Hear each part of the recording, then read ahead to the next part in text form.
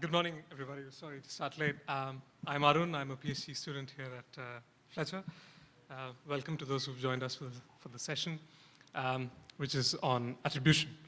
And the painting behind us is a famous one. If you've been to the Uffizi Gallery in Florence, or just like Renaissance art, you must be familiar with Botticelli's Calumny of Apelles. Representing or fictionalizing what was probably one of the early historical cases of misattribution, referring to, I think it was Ptolemy IV who falsely accused the painter Apelles for conspiracy against the state. There's a lot going on in the painting, and the panel is not about the painting, but the subject that it talks about. But I think it's interesting to see how the king, Midas, characterized by his donkey ears, is flanked by two people, suspicion and ignorance on both sides. And the reason why I'm invoking the painting is to make somewhat dramatically the point that rules of attribution in cyberspace have social and political consequences which we are yet to really address. The debate on international law and the technical possibilities of attribution in cyberspace have consumed this debate that we are yet to get into what it means to have clear rules which may affect how nation states and non-state actors interact with each other. For the most part, international lawyers have been talking to each other, talking about terms like effective control, overall control, and other legal standards that are not accessible to the technical community. Well, the technical experts are talking about the possibilities and the emerging technologies that allow states and non-state actors to better attribute cyber attacks. So this is a well-rounded panel in that it has, we will be discussing a paper jointly authored by an international lawyer and a technical expert, and a political scientist will comment on their paper. So hopefully we will cover all bases. The paper that we are going to be discussing in this panel is jointly authored by Nicholas Tsagourias, who's a professor of international law at Sheffield University. He is a prolific scholar and widely cited in the field of international law, especially as it relates to cyberspace. He's also the director of the Sheffield Center for European and International Law, and his co-author in the paper is Michael Farrell. Michael is the co-executive director of the Institute for Internet Security and Privacy at Georgia Tech. And he has the unenviable task of coordinating the work of 500 faculty doing an incredible range of interdisciplinary research in cyberspace in Georgia Tech. And commenting on the paper is our own Jeffery Taliaferro. He is associate professor of political science here at Tufts University, and as a prominent scholar of international relations theory, he is well positioned to talk about some of the political and social consequences of attribution, which we need to be urgently talking about. So without any further delay, 20 minutes, gentlemen, for you to present your paper, and 10 minutes for Taliaferro to comment, and then hopefully we'll have lots of time for questions.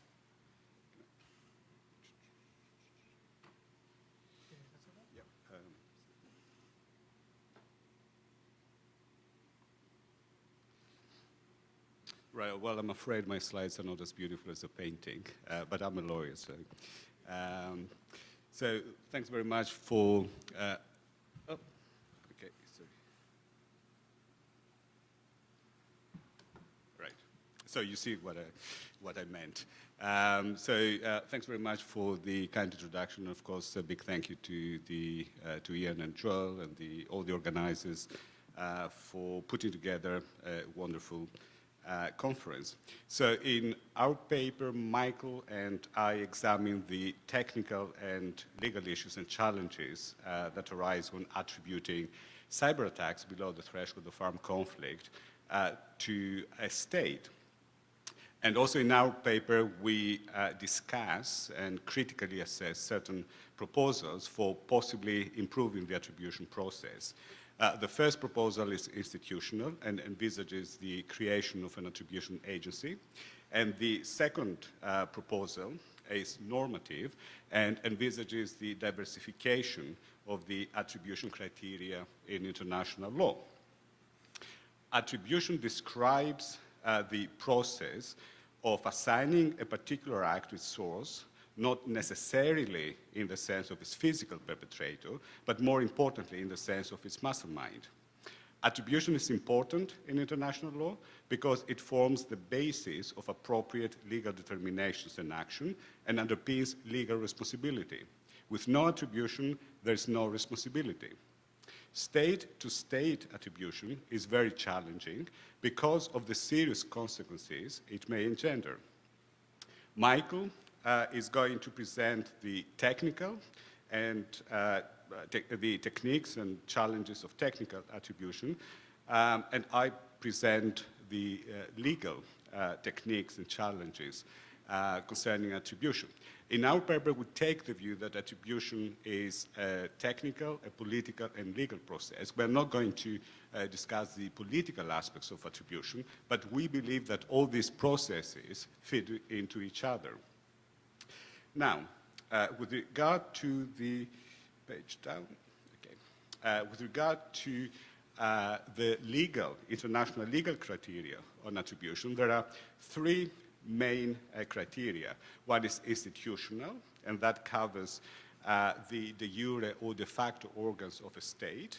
The other is a functional criterion, when a state empowers an entity to exercise governmental authority. And the third is an agency criterion, when a state instructs or directs an actor, or when the state exercises effective control over a particular act. So it is very interesting then to consider how these criteria figure in recent reports that attributed cyber attacks to states. So if we take first the 2013 ATP-1 report, which attributed acts of commercial cyber espionage to a unit within the Chinese army. Now, without explicitly mentioning it, so it invoked the institutional criterion of attribution. In other parts, the report says that Unit 61398 is sponsored by the Chinese government, and in other parts the report says that it receives direct governmental support. Now, direct governmental support may invoke the agency criterion of effective control, but the sponsoring perhaps alludes to overall control, which has been rejected by the ICJ as an attribution criterion.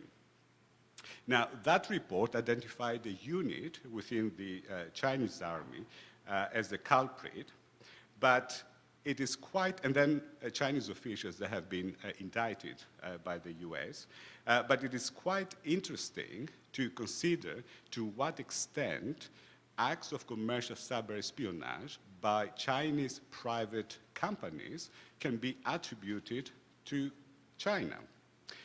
This is a very difficult question, and it needs to take into account the economic model of state capitalism in China that makes no real distinction between the private and the public sector, whereas the law on state responsibility is based on the distinction between the public and the private. But also one has to take into consideration the fact that the economy is part of the national security assets of China. Now, if I move now to the hacking into the Democratic Party, according to the report by the Office of the Director of National Intelligence, President Putin ordered the campaign to influence the US election, and this invokes the criterion of instructions. It's the agency criterion.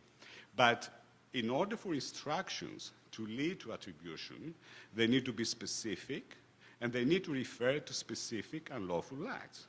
So in this case, we didn't have any specific instructions, and to influence the election is not unlawful under international law.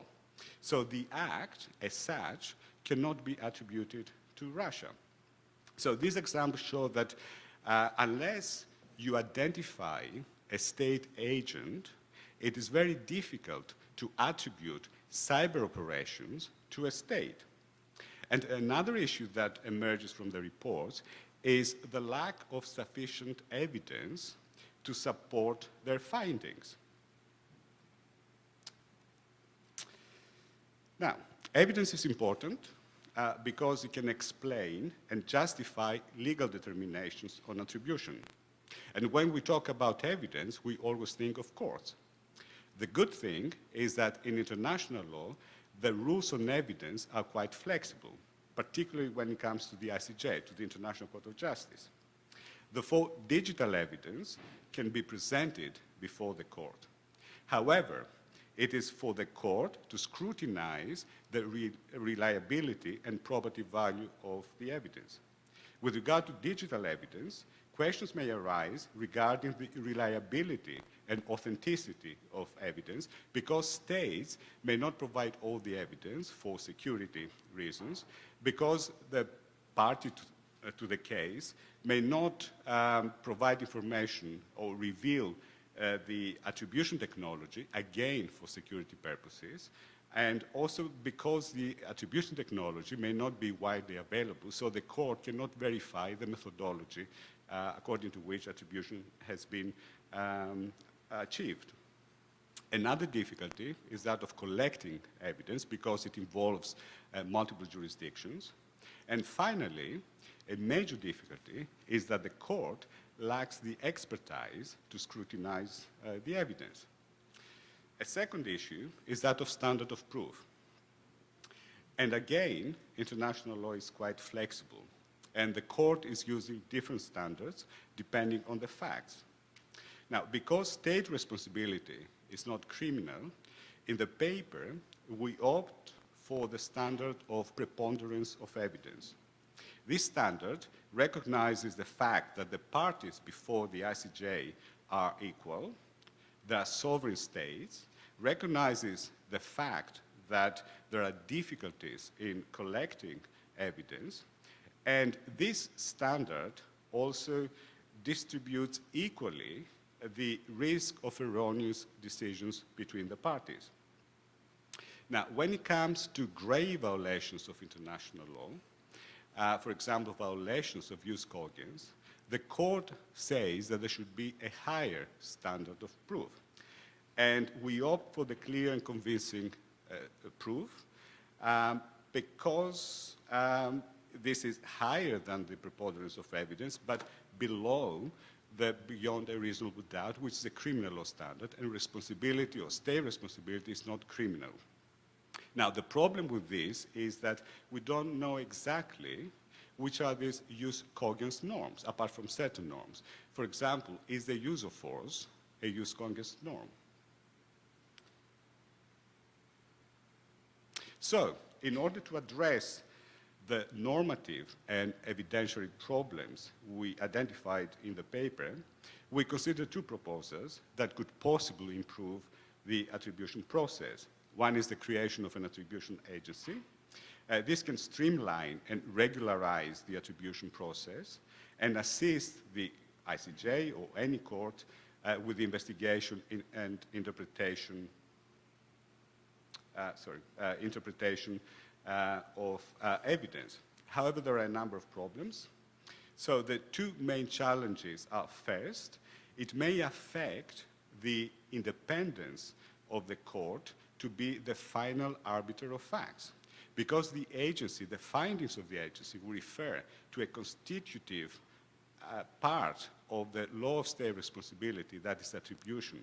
And because of the closeness between the facts and the determination, so it can have a bearing on the outcome of the case. And the second and most critical problem is that such an agency cannot be effective if states fail to cooperate with the agency. And actually, states want to keep their power or sovereign power to make attribution whenever they want and how they want. Now, the second proposal envisages the diversification of the attribution criteria in order to take into consideration the prominence of non-state actors in cyberspace. and also the different ways that states and non-state actors operate in cyberspace. So we propose the criterion of overall control, which takes a holistic approach to the relation between states and non-state actors that can be financial, political, or material. Then we propose a criterion of soft control. It's where non-state actors act in furtherance of a state policy out of a sense of allegiance, and the state accepts this state of affairs, and the state provides encouragement, mobilizes them, communicates with them, guides them. So it covers the case of patriotic hackers. Now, patriotic hackers, of course, can act out of allegiance because of nationality or ethnicity, but perhaps we can add also religion. And the final criterion is that of constructive attribution.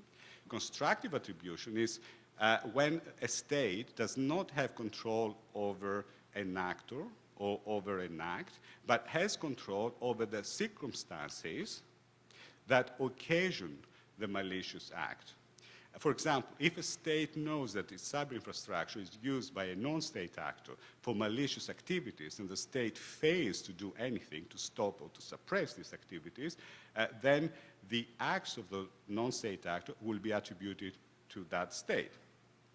Now, I'll finish with that, and then it's for Michael. But some general takeaways, as I said, attribution is a synergetic and synthetic process with technical, political, and legal aspects. Attribution is characterized by different degrees of certainty. Therefore, the evidentiary rules should allow states to make reasonable decisions on attribution instead of frustrate the power of the states to make such decisions. And as I said, the legal standards of attribution should recognize the different ways states and non-state actors cooperate and collaborate in cyberspace. Michael is going to speak now on the technical aspects of attribution.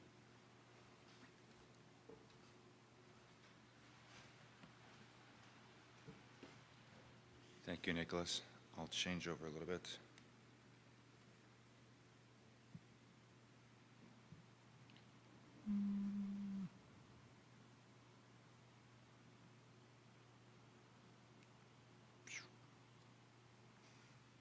All right, left and right.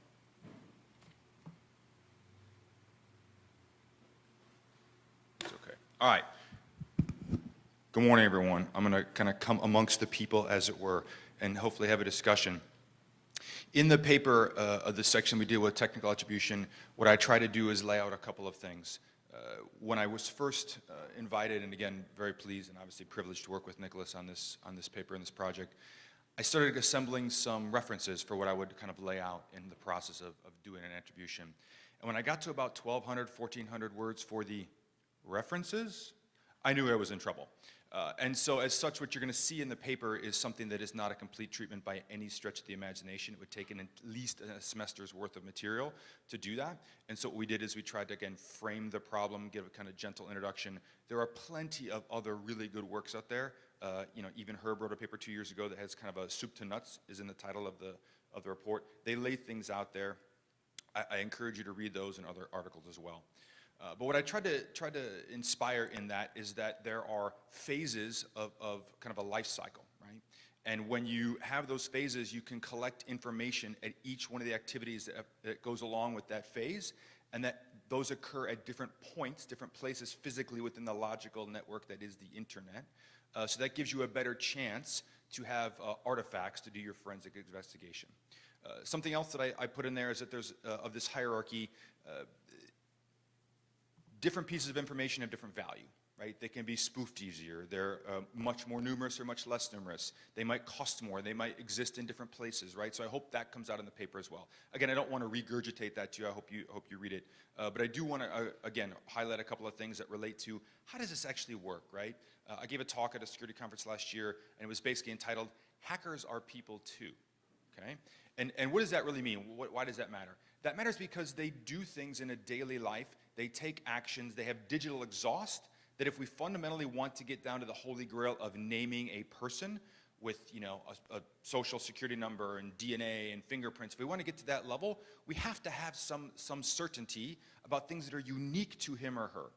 And the behavior of him or her as an attacker are the things that we're ultimately going to have to get after if we ever want to achieve that holy grail. So again, there's probably not going to be any certainty with Unity that, yes, I'm 100% certain that this is the individual, he or she was given these instructions from this, again, sovereign state or this organized criminal entity, whatever. We're not going to get there from here, right? And the reason is that we would require this exquisite access to the areas in which they operate in their sanctuary, right? So there's this notion of red and blue. So I was hoping I was going to be able to click, but I will. Oh, thanks. Okay. So this right here, this cartoon is just give you a little bit of an impression of what does a campaign look like? What really happens? So doctrinally, red space, blue space, I think those terms are familiar, but in the military, red are bad guys, blue are good guys. Gray is in the middle. Gray is where kind of the action really happens. So as I put up there on top, the people in the suits, that means there's a boss. There are people giving orders, okay, typically in any campaign. There are operators, right? They do things from their sanctuary, from red space, through gray space to learn about their adversary, learn about their target, right? They're going to go look things up on the internet, they're going to do searches, they're going to do reconnaissance, right?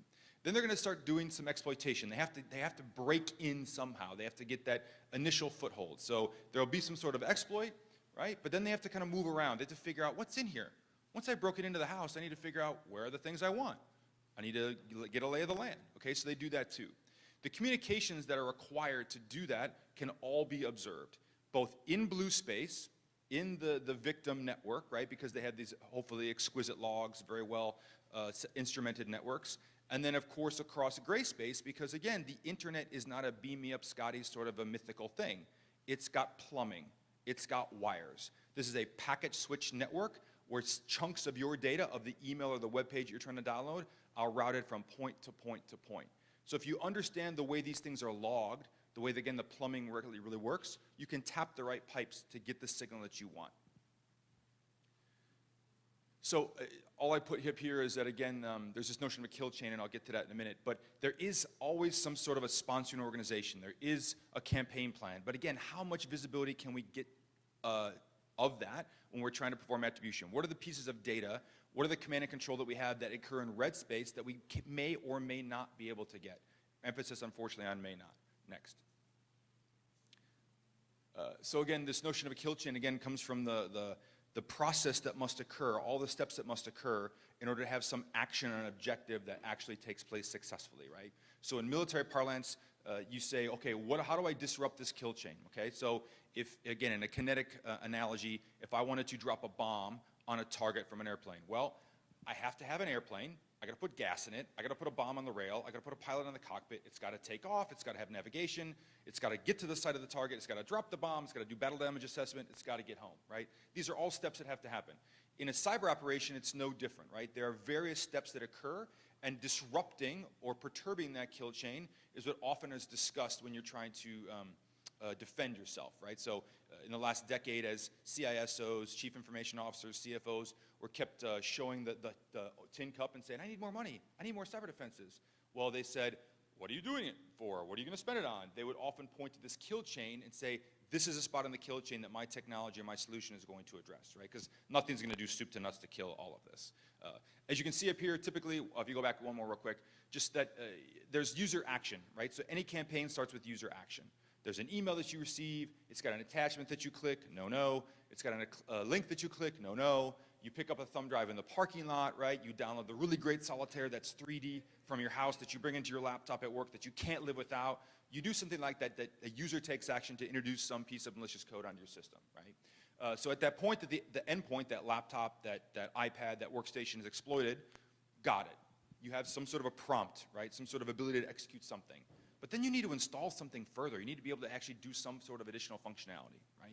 And from there, you need to be able to receive commands of what to do with this newfound access, right, at this point, and then be able to report back, what have you done?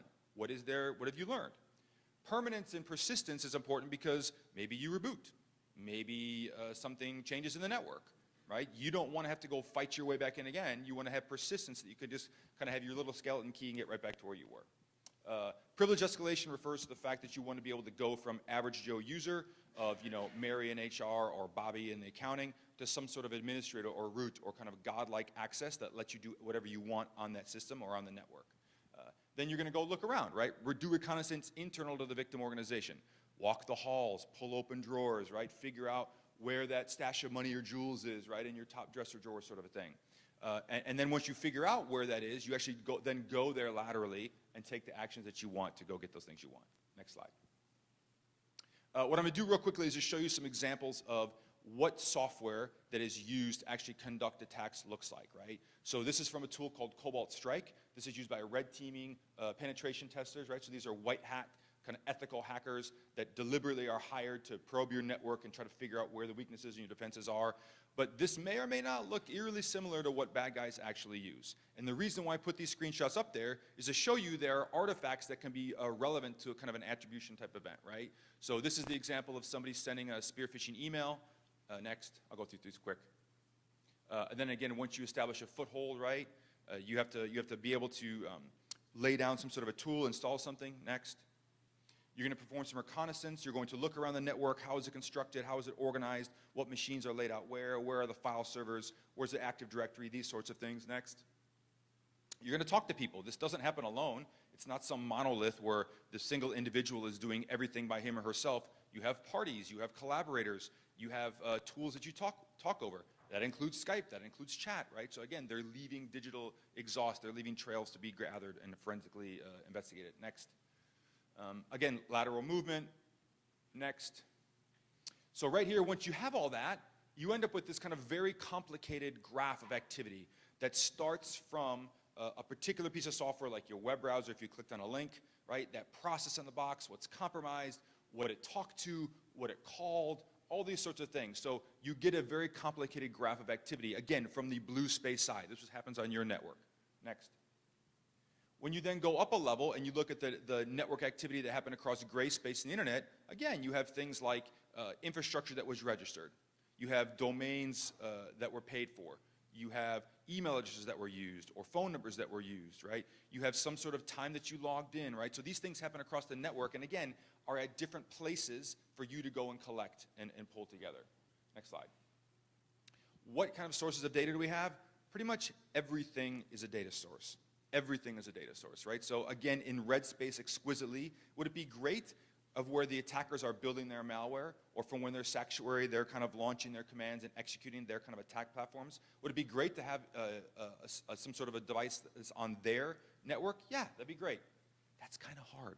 So what we end up doing is we do things that are out in gray space, right? Command and control servers. We set up honeypots, so they end up attacking those, and they do some trial and error, and we kind of learn about what they do there. All the way through the actual network itself of the bits that flow. But again, don't forget the money. How do they pay for these things? Nothing on the internet is free. The internet is about making money. If there's an action that happens on the internet and it's not consistent with the purpose of making money or generating revenue, you should be suspicious about it, right? In fact, one of the things that we're doing at Georgia Tech as a part of our research into attribution has to do with using things like the domain name system and how are you resolving DNS. How many times has a domain name like a acme.com been resolved? If it was registered and paid for and you had to put an email address and you had to have a phone number or something just for a split second that was valid so that registrar could get back to you and send you the one-time kind of code, why would you do all that if it was never resolved? If it was never resolved, that should tell you something. If you go rent an entire block of IP addresses, okay, which, in IVP4 are getting kind of pricey, they're pretty scarce, why do you have an entire block of IP addresses that nobody ever touches? Or that only one domain address ever resolves to, right? That doesn't make sense of why we have the internet. We communicate, we make money with it. So if it's not congruous with those fundamental principles, something's strange, right? Next. So really, what I'm trying to illustrate here is that there's a series of events that occur, but the way we collect them is not in an ordered time sequence, okay? So I think this is a build, so you can click next. So really what happens is that we have all these observations. Some of them are noise, some of them are inaccurate, some of them are really good, they're signal, but they don't come in order, right? So what we end up having to do is do this notion of fusion, right? So we collect a signal, But then we have to kind of figure out in what order did these activities occur? How do we take a needle and pull that thread all the way through the different data observations that we have? Next. I'll get here real quick just to say that going forward, there is a push to enhance what the state of art in attribution really is, and that we should stop focusing on just on malware and the tool chains and the importance of things that we talked about for provenance, like stylometry and bertillonage, right, which are important for provenance of an individual piece of software. But even if you have that, you're probably going to fall short in doing what we would lock to the standards that Nicholas described. So we need to look at things that are bigger, right? So what I talk about here is just an example of type of things that could get to biometrics. Biometrics, as we think of them as your eyes, your faces, your fingers, there are the ways that we interact. We do input and output with devices. If we were able to track that, we can do kind of second and third order statistics that tell us uniquely how you behave with that device, right? Next. The notion that I talk about there at the table in the paper of what attributions have happened recently that were done by industry and government, they're very different, right? So fundamentally, it's worth understanding that the scalability, the timeliness, right, the ability to share this information, they're very different if a government does this or an industry source does this. And so if you were going to enhance it, you should have qualities that are positive for both. So in summary, again, breezing through this with our hair blowing back at 100 miles an hour with the top down. I encourage you to read the paper, but just remember that it's really never certain. You're not going to get 100% unity, right? 100% certainty. You're going to have to rely upon all the data you can possibly get. It's going to be in different sources. It's of different value, right? And that forensic investigation should rely on things that are very difficult to spoof, because again, the levels of the legal standards required are going to have questions that you're going to say, well, can't that be faked? Couldn't I tap that from a different source, right? So be diverse in your collection. And again, this is fundamentally about adversary mistakes. No one's perfect. Everybody's human. You have to do things on the network to get from where you are to where your victim is and get your data home. Nobody's perfect. You have to find mistakes. If you have enough data and you can sift through that over some period of time, it can be done, but never to 100% certainty. Thank you. Happy to take questions. So hopefully we can have some questions, we can talk and have some fun.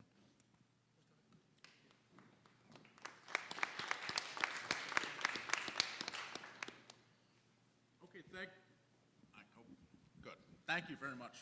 It was a pleasure reading this paper. Here are my main takeaways from it. First of all, the attribution of cyber attacks, especially state-to-state attribution of cyber attacks, has evolved over the past 14 years.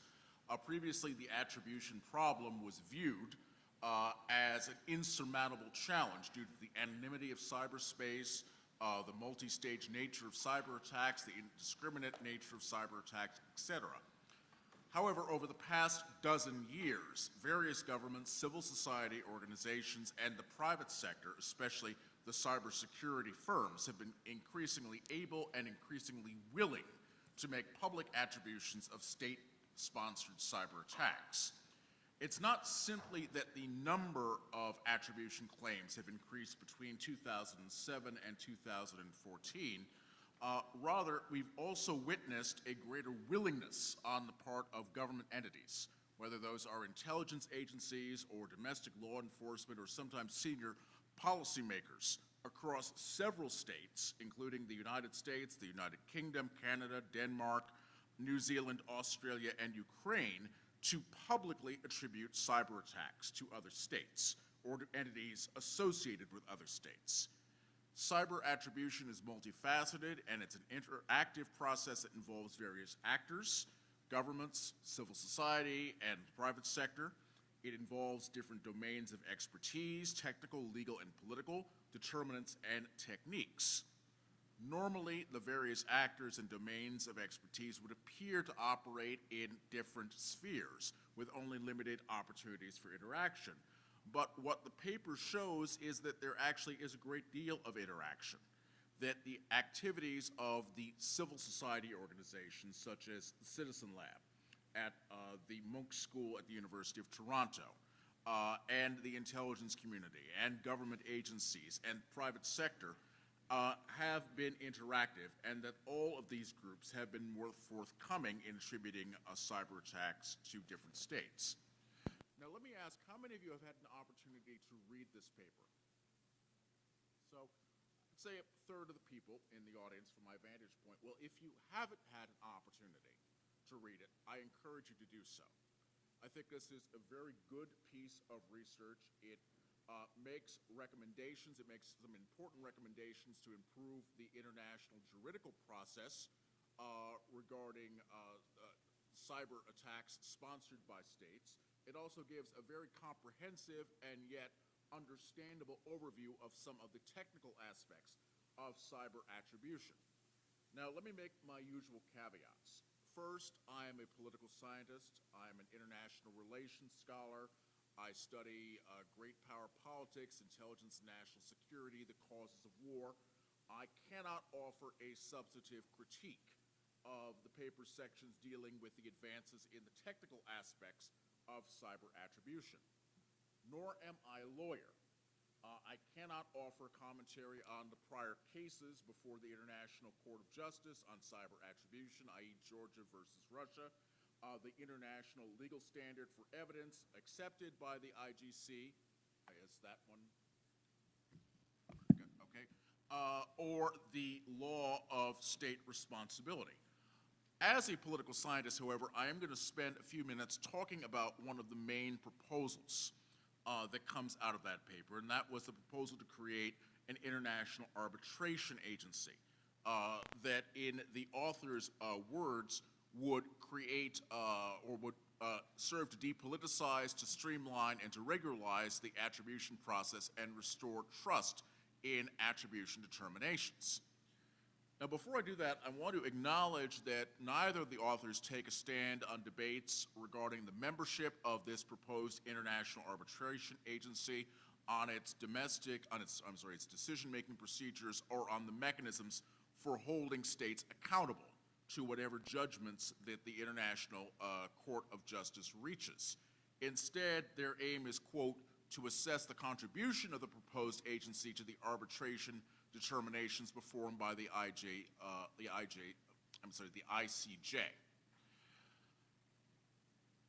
Although the ICJ is a judicial body, it is also an international institution. And like it or not, international institutions are political institutions. They're created by states, generally the most powerful states in the international system, and their design and their rules reflect the preferences and the strategic concerns of the most powerful states in the international system. The ICJ was established by the United States and by its allies. We take that as a given, or at least I take that as a given and as a starting point. The dilemma when it comes to state-to-state attribution of cyber attacks is this. The RINC states, Russia, Iran, North Korea, and China, are highly unlikely to accept adjudication by the ICJ. Each of them have their own strategic interests, which are sometimes, though not always, diametrically opposed to those of the United States and its principal allies, to states that we would call liberal democracies on both sides of the Atlantic and the Pacific Ocean, as well as the Indian Ocean. All of these states, Russia, Iran, North Korea, and China, have been responsible, directly or indirectly, for various cyber attacks targeting government agencies, targeting civil society organizations within their borders, and targeting private sector actors within the borders of other states over the years. I think that the fact that the paper cites remarks that President Vladimir Putin made about, quote, patriotic hackers, I think is quite telling, because all of these states have a very strong incentive to maintain a veneer of plausible deniability. Yes, the mandate report on Unit 6138 of the General Staff Department of the People's Liberation Army a few years ago did attribute a particular set of cyber activities to an entity that was solely under control of the PLA, which is an organ of the Chinese Communist Party.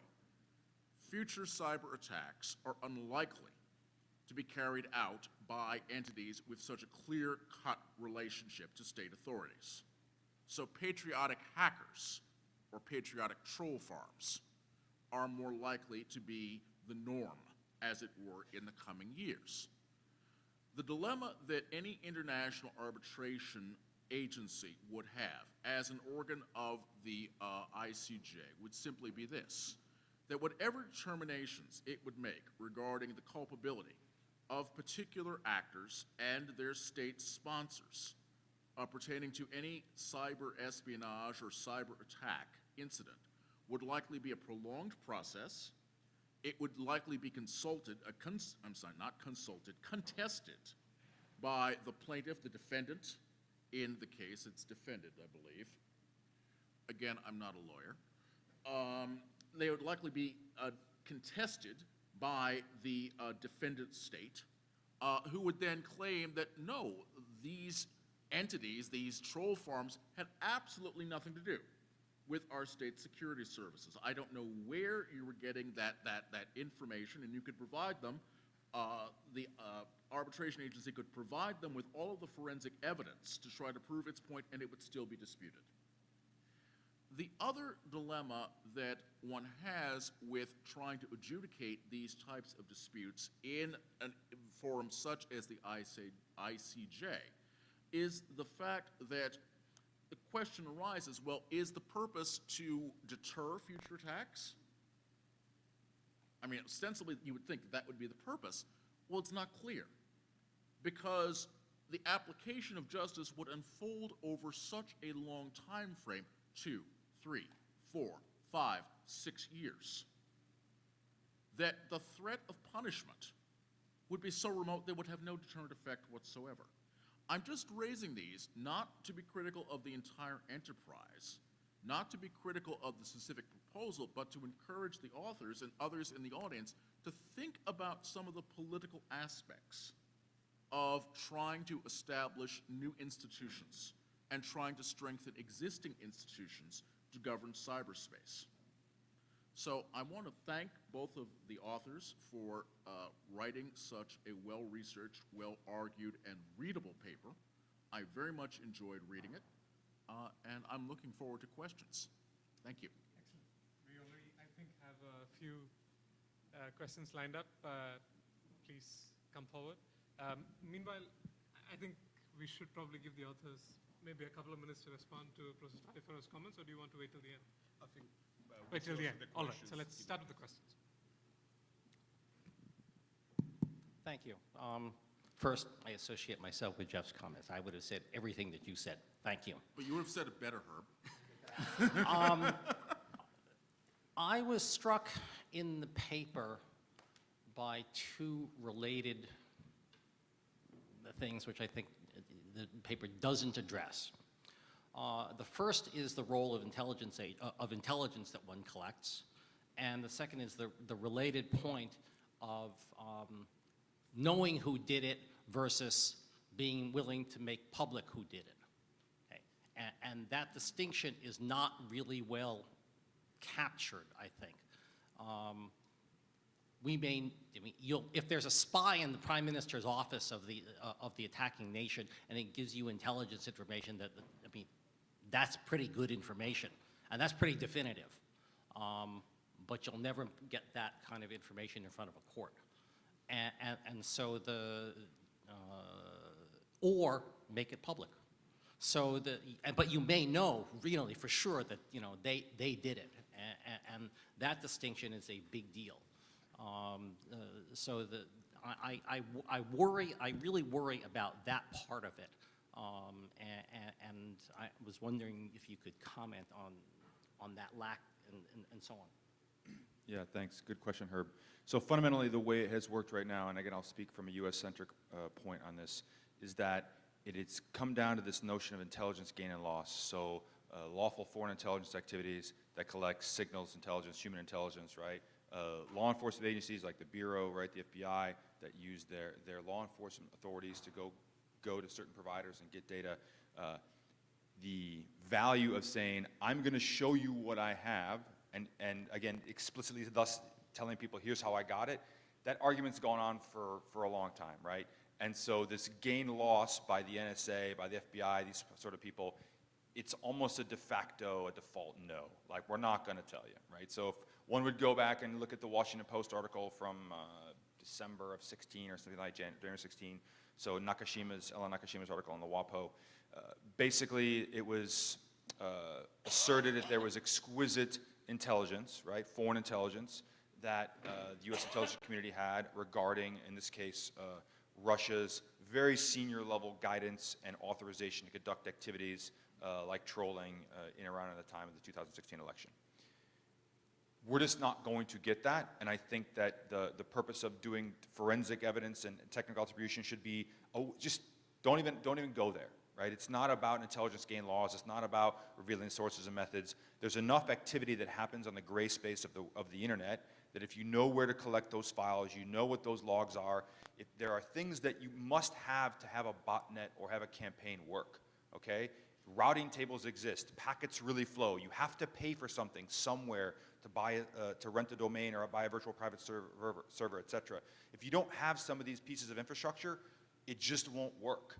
So let's focus on those things that happen there, and then try to get, even if we don't get down to the individual threat actor, get to the persona, or at least get down to the definitive campaign level, right? So we did talk about that in the paper, but you're right, we didn't kind of discuss the value of intel gain loss and sources of methods, because that's just a very circular conversation that doesn't really go anywhere, right? So that would be my.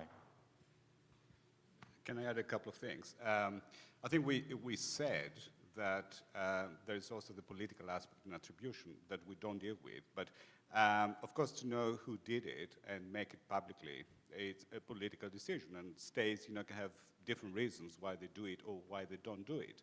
But if they decide to do it, and if they decide to take action, the action needs to be lawful. So they need to consider the legal aspects. I can give you the example of 2003, the Iraqi war. You had all the evidence presented before the Security Council. They were talking about convincing evidence.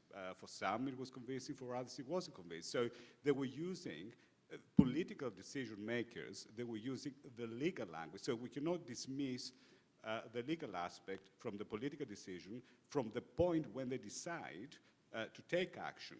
And of course, for aspects of legitimacy, they may find themselves before a court, like another state taking them before the court, so they have to consider the legal aspects. So the political decision needs to satisfy some legal criteria. Now, whether evidence or intelligence evidence can be heard before a court, national courts, they have different rules. It can be closed session, it can be redacted, etc. I would say that international adjudication is not very developed in this sense. You have the ICC that I think has made a lot of development in this area, and in particular with regard to digital evidence. I mean, the ICJ is a completely different kind of organization. It's not so developed, and of course, it is within the UN system. It's more state-oriented, but this also helps states not to reveal evidence, because the court is, respects the sovereignty of states. Its jurisdiction is consensual. It respects the sovereignty of the state. So the court is not going to probe states to provide evidence. It can accept whatever evidence the states provide, and then it can work on that basis or on the basis of circumstantial evidence. In our paper, we give the example of the genocide case where the Serbs provided minutes of a meeting of the High Command, which was redacted for security purposes. And the Bosnians said that on the basis of the redacted part, we could prove attribution to Serbia. So the Bosnians wanted the court to order Serbia to provide the whole minutes. The court didn't do it because it respects state sovereignty. So I think when it comes to international law, state interests or national interests can be accommodated better than when it comes to national law. Thank you. Please, and let's go through the questions a little more faster. Hi, thank you so much. My name is Asaf Lubin. I'm a postdoctoral cybersecurity fellow here at Fletcher. I have two questions to Nicholas. The first is with regards to the reason why we attribute in the first place. And you take the assumption that the reason why we'll be attributing is to go to a court of law. But the reason why states attribute today, given that we don't have such a court, international court, to do this, and it's rare that we ever go to the ICJ, or that we'll go to the UN Security Council on a matter like this. The reason we attribute is because we want to hack back, or use countermeasures, or because we want to unilaterally sanction, or multilaterally sanction, or because we just want to cause reputational harms on the state that engaged in this. And so you adopting a rigid understanding of what evidence is that is taken directly from courts makes little sense in the context of the real reasons why we attribute in nowadays. And maybe, so that is a point to think about. And a second thing I wanted to bring up relates directly to what Jeffery was saying. Jeffery was saying the reason why we won't have an international organization would be Russia and China, but the Western countries will also have little incentive to join this organization, given that the vast majority of low-level cyber operations have a linkage with espionage. And so what you'll have is an arbitration organization that will be attributing espionage, and states will not want to engage, Western countries, in attributing their own spying operations. Thank you. Shall I? Yeah. I understand what you say, but countermeasures are lawful reactions to violation of international law. So it is within the law. So the state that claims that another state has violated international law, it makes a legal decision as well. Okay? It's a political decision, but it considers legal criteria. And in order for countermeasures to be lawful, then it needs to be against the state that violated international law. So you need to have attribution. In the law of state responsibility, attribution is the first criterion. If you don't have attribution to a state, you don't have the law of state responsibility. And the law of state responsibility, you can divide it if you like, and we thought whether we should do that. You have the political enforcement of the law, which is a unilateral decision by the state that another state violated international law, and I take countermeasures against that state. And of course, you can have the legal judicial enforcement of the law before a court. But in both cases, the mentality and the reasoning includes, law is a variable in decision making. Before a court is the dominant one, okay? Before a political process, it's one of the variables, but it's not the dominant one. But you cannot dismiss, and it's not because I'm a lawyer, and I'm not, kind of taking a very legalistic approach, but you don't dismiss the value of the law or the legal reasoning. You have the legal advisor of the Foreign Office of the State Department participating. You have lawyers, the governmental lawyers participating. What they're doing, why they participate, if the law is not considered. On espionage? So can you repeat again about espionage? That Western states would just as likely be opposed to an international arbitration agency because most of the low-level cyber activity is espionage effectively. Well, perhaps that, but I think there are more important, which relate to the important reasons that states want to make their own decisions when there should be attribution. They don't want to have another organization that tells them that there is attribution, because if that happens, it constrains the decision-making power of the state. People may want the government to do something. The government may not want to do anything about that. So there are, many different reasons why states do not want, but I think the main reason is who has the upper hand to make those decisions. Christine. So I just wanted to give a corporate perspective. Another entity that cares very much about the evidence and attribution are insurance companies. And I'm not sure that from a cyber insurance perspective, we've done enough work in this space. When the indictment came down for North Korea on Sony, my very first reaction was, okay, well, the reason that they, what's going to happen from an insurance perspective, although I think that may be a moot point at this point because it's years later. But a lot of people were angry when it was characterized as cyber vandalism, and they were thinking that they weren't taking it seriously enough, and my reaction was, well, you don't want the force majeure clause in the contract to take effect, because then there would be no insurance coverage for the damages. So I just wanted to point out this insurance issue and this ability of companies to find out who caused the harm so they can allocate the risk appropriately. So, I don't know, I didn't think that you covered it in your paper, but I just wanted to throw that out there because it's really important to insurance. Yes, with 6 minutes and 3 questions, I will try to be very, very quick, right? So yes, insurance is a really big deal in the same way that insurance, in my opinion, is one of the linchpins of connected cars and self-driving cars, right? For the cyber insurance industry, Lloyd's, AIG, and everybody else down the line, they really want to do this. Why are they not doing it? Data, data, data. They can give you really good quotes on an auto insurance because they have a lot of historical data about what 16-year-old boys do when they get a license. They drive fast, they cause accidents, they get tickets.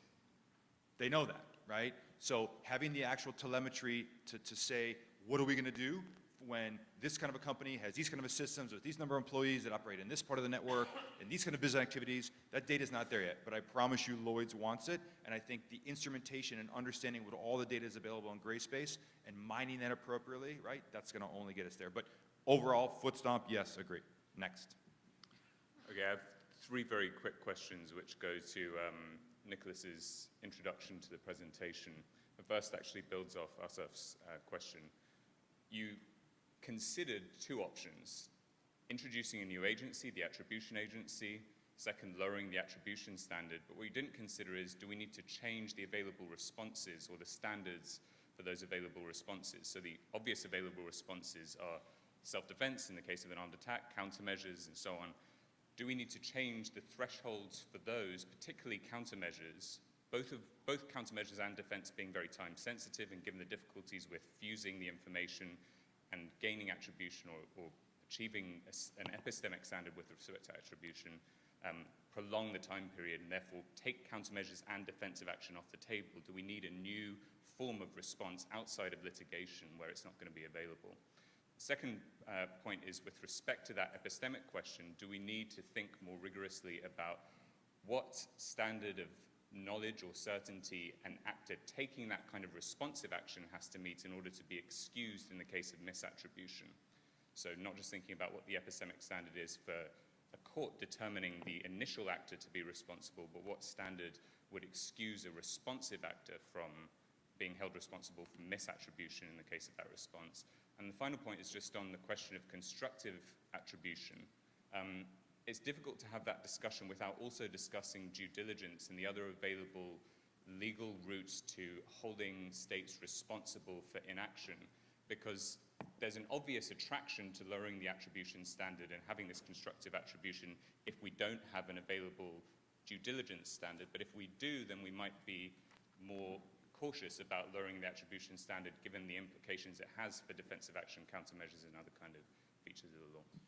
I will let Nicholas answer, but I just want to be precise in the wording. I don't believe in the paper that we were advocating specifically the creation of something. We were saying that it is worth considering those proposals that are being made about creating something. Just, yeah.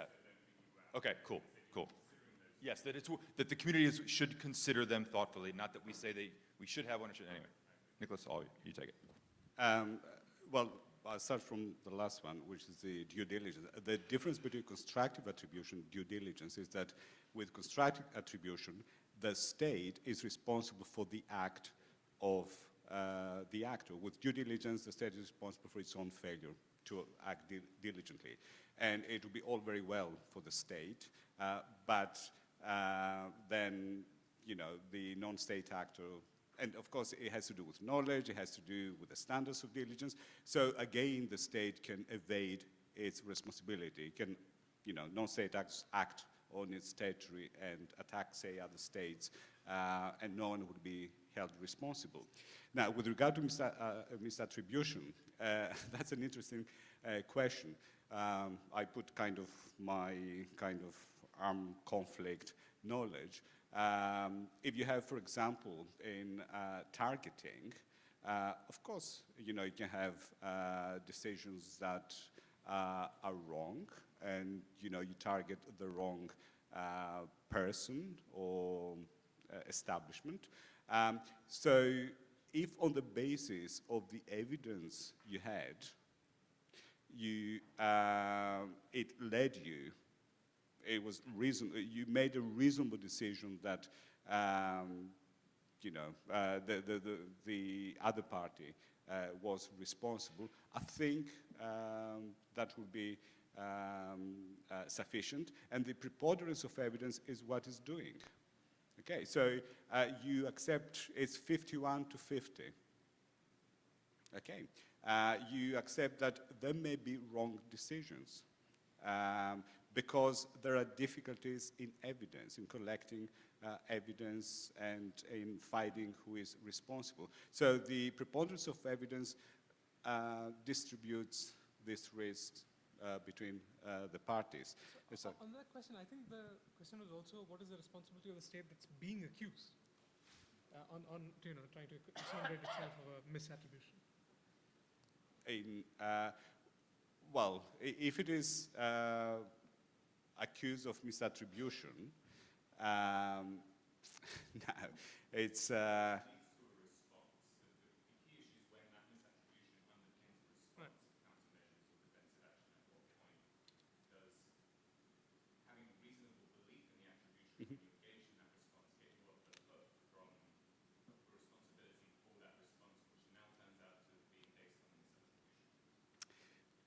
Yeah, well, it's theoretically, I think there are issues also that can be dealt in the political process because those issues, what a state can do against another state that wrongly accused it, etc., it can be dealt in the political process. If you take a kind of strictly legal process, and that goes to the political aspects of enforcing the law of state responsibility, it's at your own risk.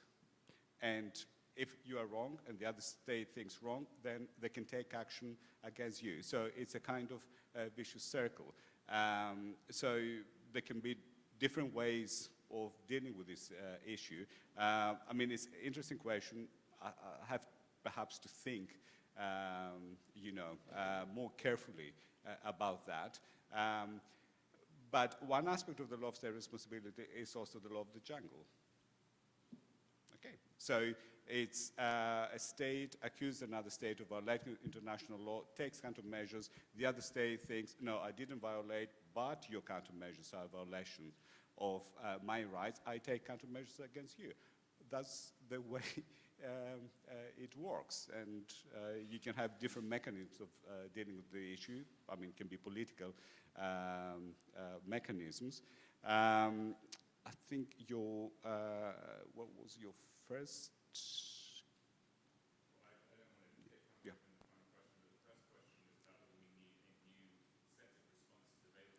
Okay, yeah. Sure. But the counter-argument is this kind of conflictual relations between states, for how long you can have them. Okay. So that's a question also with self-defense. And I don't have an answer, and I don't think there's a clear answer in that sense. But the issue of conflict and the risk of conflict or maintaining a situation of conflict for a longer period arises, if you have a longer process. That you can take action. If it is before an institution like a court, that's a process of settlement of the dispute, which is different. You expect a decision to be made, but if it is in this unilateral context of subjective context, then there's a problem of maintaining conflict among states. Great. Last question. Thank you. This discussion actually nicely leads to my question and a comment. So let's say this agency is being created, even though I agree with Jeffrey that it will be very difficult. Can you be a little louder, please? Yeah, yeah. Good, good. Sounds very loud.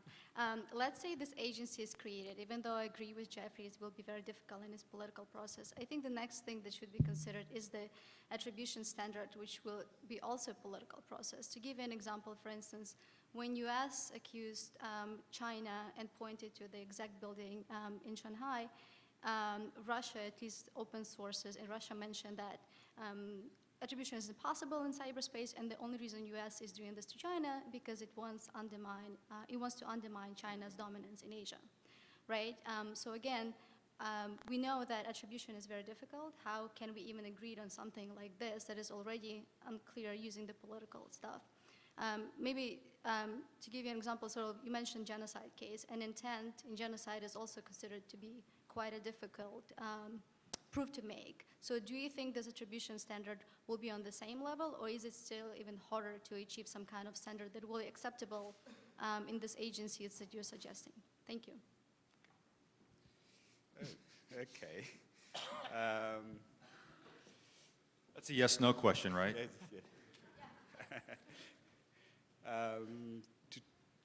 Well, I would say that one very big problem in having a high standard of attribution, within such an agency, is that the agency, if you don't have the cooperation of states, if you have private actors, for example, doing that, they cannot have access to state infrastructure or to state information.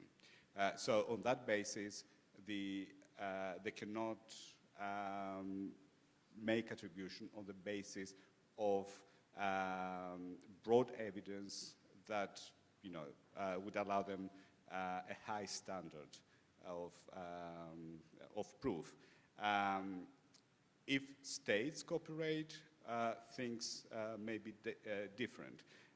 But because of that, because we don't know who are the members, or who should be the members, how they should cooperate with states, they can make attribution statements which may not be substantiated really, and that can cause more conflict between states.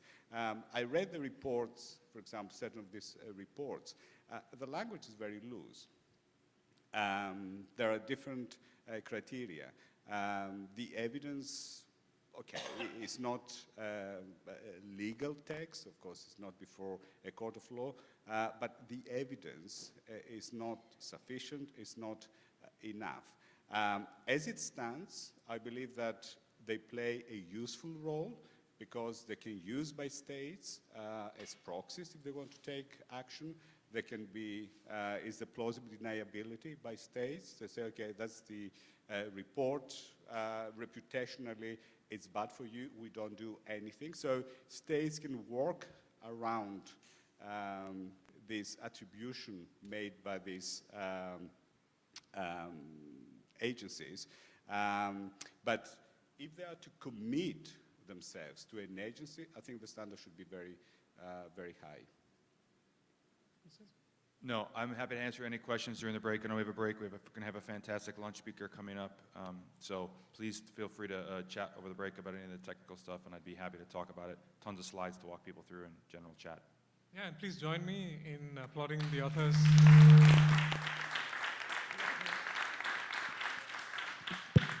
The authors, the discussant, as well as a sharp set of questions. Thank you very much, and please join us for lunch.